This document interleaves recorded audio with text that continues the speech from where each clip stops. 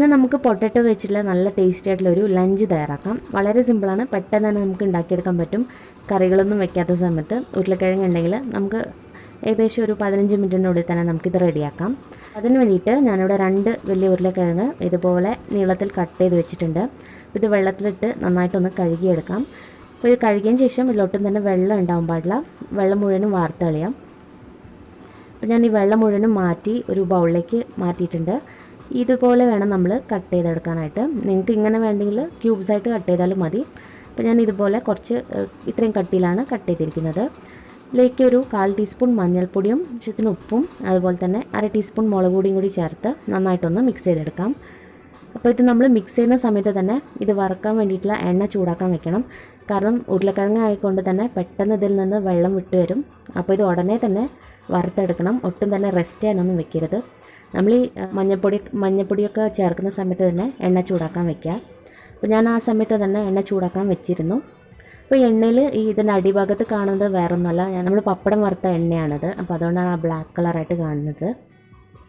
അപ്പോൾ എണ്ണ ചൂടായിട്ടുണ്ട്.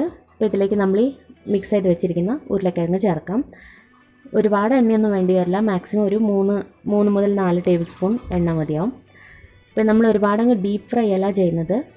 ഇതുപോലെ ഇത്ര എണ്ണയിൽ നമ്മളിതിട്ട് വറുത്താൽ തന്നെ മതി. നല്ലതുപോലെ ഇത് മൊരിഞ്ഞ് കിട്ടും. അപ്പോൾ നമുക്കിത് മീഡിയം ഫ്ലെയിമിലിട്ട് വറുത്തെടുക്കാം.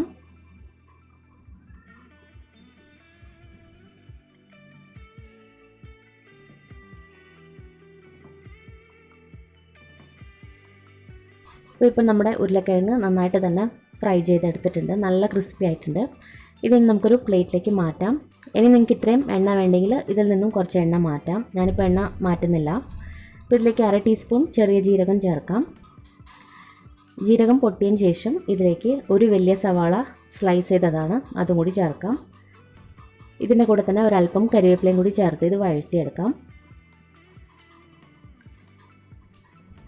ചെറിയ സവാളയാണ് ഉപയോഗിക്കുന്നതെങ്കിൽ 2 എണ്ണം വേണ്ടി വരും. ഇതിപ്പോൾ ഞാൻ ഉണ്ടാക്കുന്ന അളവ് എന്ന് പറഞ്ഞാൽ 2 ആൾക്ക് കഴിക്കാൻ പറ്റുന്ന അളവാണ്.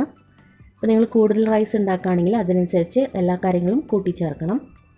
പിന്നെ ഇതിലേക്ക് ഇഞ്ചി വെളുത്തുള്ളി ചെറുതായിട്ട് ചതച്ച് വേണമെങ്കിൽ ചേർക്കാം. പേസ്റ്റ് ചേർത്താൽ നല്ലതല്ല, ചതച്ച് വേണമെങ്കിൽ ചേർക്കാം. ഞാനിപ്പോൾ ഇല്ലാത്തതുകൊണ്ട് ചേർക്കുന്നില്ല.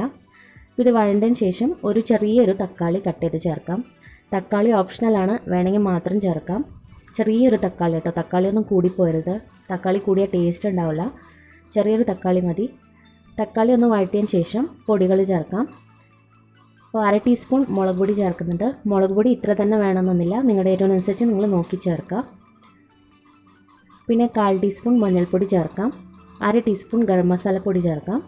പിന്നെ ഒരു 1/4 ടീസ്പൂൺ കുരുമുളക് പൊടിയും കൂടി ചേർക്കുന്നുണ്ട്. അപ്പോൾ ഇതും ഓപ്ഷണലാണ്, വേണമെങ്കിൽ മാത്രം ചേർക്കാം. പിന്നെ 1/2 ടീസ്പൂൺ മല്ലിപ്പൊടിയും കൂടി ചേർക്കുന്നുണ്ട്.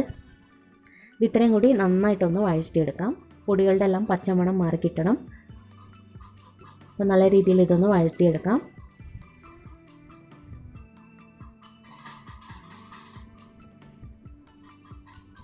അപ്പോൾ തക്കാളിയൊക്കെ നന്നായിട്ട് വഴണ്ട് വന്നിട്ടുണ്ട്. അപ്പോൾ നമ്മളിതിലേക്ക് ഉപ്പ് ചേർത്തിട്ടില്ല. അപ്പോൾ ആവശ്യാനുസരണം ഉപ്പും കൂടി ചേർക്കാം.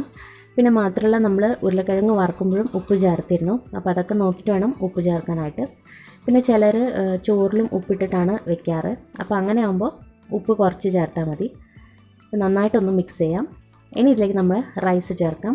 അപ്പോൾ ഇതിന് വേണ്ടിയിട്ട് ഏത് തരം അരി വേണമെങ്കിലും ചോറ് വേണമെങ്കിലും ഉപയോഗിക്കാം കേട്ടോ. നമ്മുടെ വീട്ടിൽ ഏത് ചോറാണോ ഉണ്ടാക്കുന്നത് അത് വെച്ചിട്ട് തന്നെ നമുക്ക് ഉണ്ടാക്കാം. പച്ചരി ആയാലും പുഴുങ്ങലരി ആയാലും അല്ല റേഷൻ അരി വെച്ചിട്ടും നമുക്ക് ഇതേ രീതിയിൽ ഉണ്ടാക്കാം. നല്ല ടേസ്റ്റാണ്. ഇനി ഇതിലേക്ക് നമ്മൾ ഈ വറുത്ത് വെച്ചിരിക്കുന്ന ഉരുളക്കിഴങ്ങും കൂടി ചേർത്ത് നന്നായിട്ടൊന്ന് മിക്സ് ചെയ്തെടുക്കാം. പിന്നെ ഈ ഉരുളക്കിഴങ്ങ് നിങ്ങൾക്ക് ഈ സമയത്ത് ചേർക്കാൻ ഇഷ്ടമല്ലെങ്കിൽ എല്ലാം കൂടി ആദ്യം ചോറൊക്കെ ഒന്ന് മിക്സ് ചെയ്തതിന് ശേഷം അവസാനം ചേർത്താലും മതി. അപ്പോൾ നിങ്ങൾക്ക് അതെങ്ങനെയാണോ ഇഷ്ടം അങ്ങനെ ചെയ്യാം. അപ്പോൾ നന്നായിട്ട് മിക്സ് ചെയ്തെടുത്തിട്ടുണ്ട്. ഇനി ഇതൊരു 5 മിനിറ്റ് നമുക്ക് അടച്ച് വെച്ച് ലോ ഫ്ലെയിമിലിട്ടൊന്ന് വേവിച്ചെടുക്കാം. അപ്പോൾ ആ മസാലയൊക്കെ ശരിക്കും റൈസിൽ പിടിക്കും. അതിന് ശേഷം നമുക്കിത് തുറന്ന് നോക്കാം. അപ്പോൾ ഇതൊരു 5 മിനിറ്റ് ആയിട്ടുണ്ട്. നമ്മുടെ റൈസ് ഇവിടെ റെഡിയാണ്. മസാലയൊക്കെ ശരിക്കും റൈസിലൊക്കെ പിടിച്ചിട്ടുണ്ട്. ഇത്രയേ ഉള്ളൂ. വളരെ സിമ്പിളായിട്ട് നമുക്ക് ഉണ്ടാക്കാൻ പറ്റുന്ന ഒരു റെസിപ്പിയാണ്. പ്രത്യേകിച്ച് കറികളൊന്നും വേണ്ട. കറിയൊന്നും ഇല്ലാത്ത സമയത്ത് ഉരുളക്കിഴങ്ങ് ഉണ്ടെങ്കിൽ ഉണ്ടാക്കാം. അപ്പോൾ ഉറപ്പായിട്ടും ട്രൈ ചെയ്തിട്ട് നിങ്ങളുടെ അഭിപ്രായങ്ങളൊക്കെ അറിയിക്കുക. ചാനൽ ആദ്യമായിട്ട് കാണുന്നവർ ഇഷ്ടപ്പെടുകയാണെങ്കിൽ സബ്സ്ക്രൈബ് ചെയ്യാനും മറക്കരുത്. താങ്ക്